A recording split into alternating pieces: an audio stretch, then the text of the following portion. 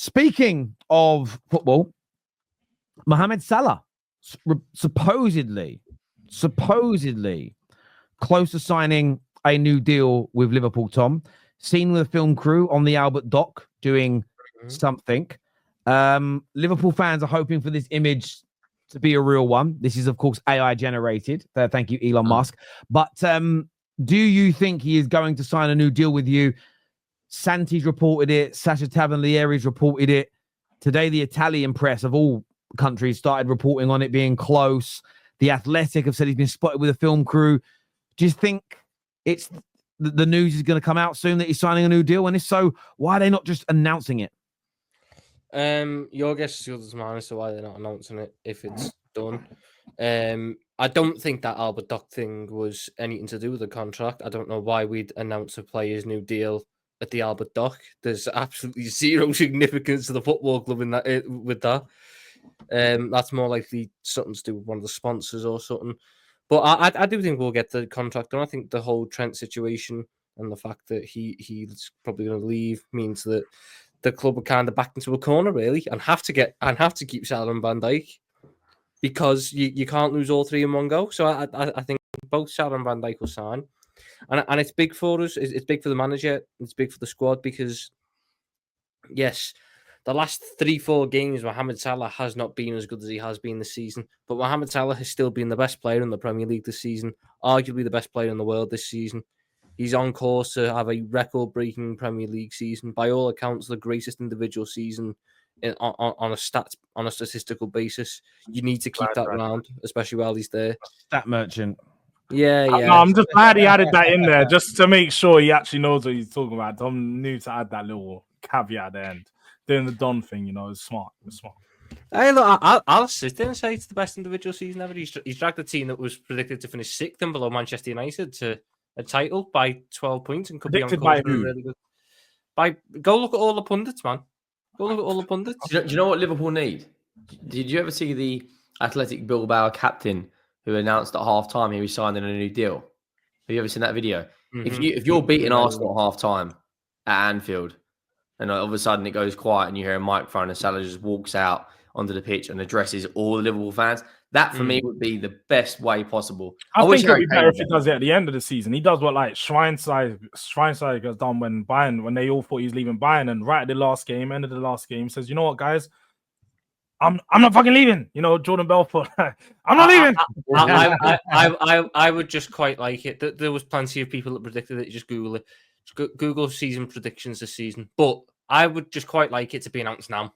I'm sick and tired of the whole circus and all the conspiracy theories that we had that they've signed, but they're trying to protect Trent, this, that, and the other. No, sign it, announce it, give me the confidence boost, and then selfishly I can go, oh, let's see what Trent says now. But the main thing is just so I can see that we've got the contract done and sorted, and I know that the club are going into next season planning with having Mohamed Salah there, and. I don't think Mohamed Salah will put in another season like this where he's on course for a 30-20 season, 50 goal contributions in the Premier League. I don't think Mohamed Salah next season gets 50 goal contributions. But if Mohamed Salah's getting me 35 goal contributions and I'm getting a striker in, 30. Yeah, or 30, and I'm getting a striker in who, instead of Darwin Núñez's 5 goals, gets me close to 15, maybe even 20 because he's got Salah creating. And I get, another attacker in, maybe someone who can go off the left to rotate with Gakpo. All of a sudden, I don't need Salah to be putting up 50. Salah's had to put up 50 because, there was a graphic that came up before the derby yesterday. I don't know if people saw it. The run our forward line are on in terms of goals. Diaz has 1 in his last 18. Jota has 1 in his last 11. Núñez has 1 in his last 14. Or 1 in his last 10, sorry. And Gakpo has 1 in his last, or none in his last 5, but he's been injured a lot. Salah has had to drag this team on his back. If we get him the correct support pieces around it, I don't need him to be putting up 50. I can have him being more relaxed, getting 30. And all Do you think you will get the right players? I don't think we can get the wrong players. I don't think you can do much worse than what we've got. But is it going to be like Isak? I don't think it's going to be I Isak, don't for like example. how you're trying to paint that story now, Tom, because at the start of the season, What it wasn't, story? oh, we've got one of the worst attacks or our attack's not that good. I remember when I throw out there, Mhm. I remember being on a show and everyone was calling me out when I said, oh, Spurs attack's not like that far off. I think when you look at it for players, I think it's just as effective as Liverpool's. People went crazy. You remember they were going mad. They're going, what do you mean?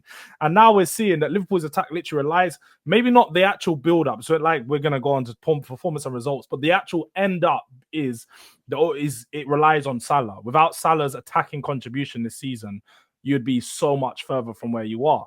The goals just prove that, obviously, goals and assists. Your other players are so patchy, like you said there, that they're only good in like a little month period. Diaz will have a great month. Gakpo will have a great month. Nunez will have a great 2 games. Gakpo's not patchy. The other 3, yes, but Gakpo's not patchy. I think gave me like Gakpo's 4 been months. better this season. He's definitely been better. He's steadily improved. He's a young player, so naturally, he's under slot. His game's gone up a level, but I still don't think it's enough for you to say, yeah, we can rely on him outside of Salah. If Salah's not there, you can't be like, yeah, Gakpo is going to be the guy to get us goals. He was doing it again. I'd say December, January. He did have a really good record before his injury against Everton. I think he'd scored in like 9 home games in a row.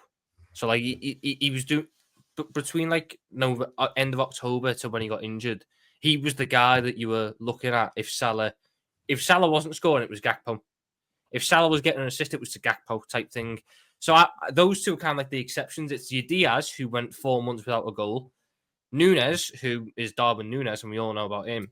And Jota, who has struggled with injuries so badly this year, and when he's come back, has struggled to adapt to the role that we've played him in for most of it.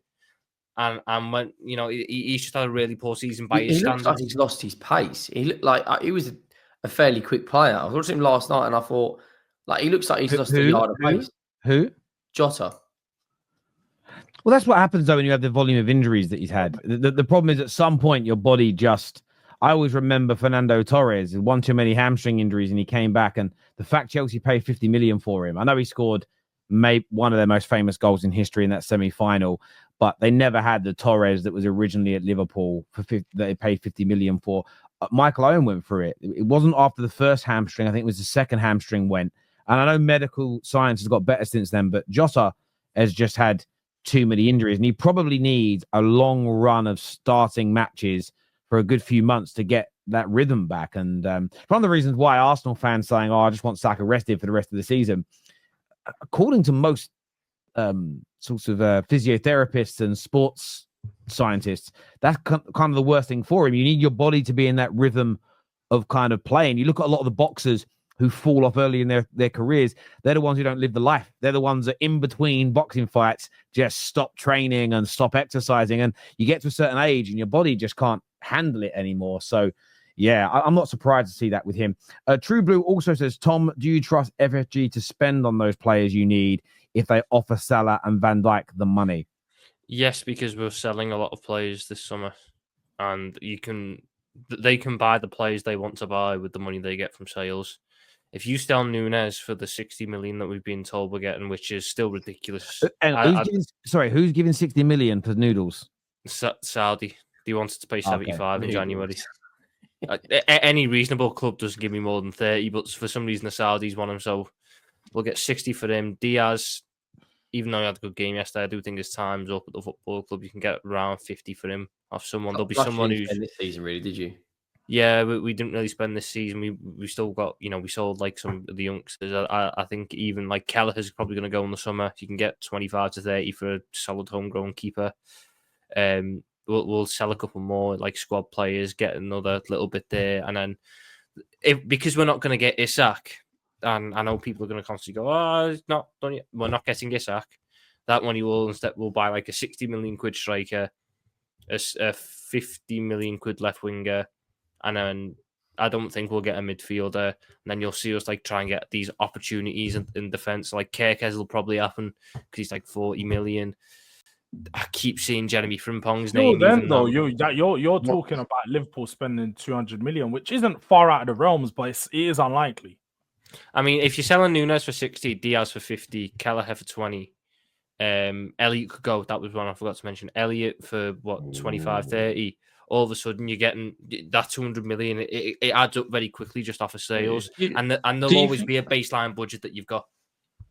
Do you think that sort of the question I've got going around my head is, does Arne Slot have that prowess in the transfer window and market? Because you're talking about these finances, and I know it's very easy to go to Liverpool Football Club, and I completely see that. But I correct me if I'm wrong, but obviously in terms of recruitment wise of what Arne's done, in his first 2 windows that he's had at Liverpool, though you could argue it's gone and won you a league title and he's kept the pieces together. Obviously, I think this second season he comes under more scrutiny probably and more pressure than he faced in his first season. First season's a free hit.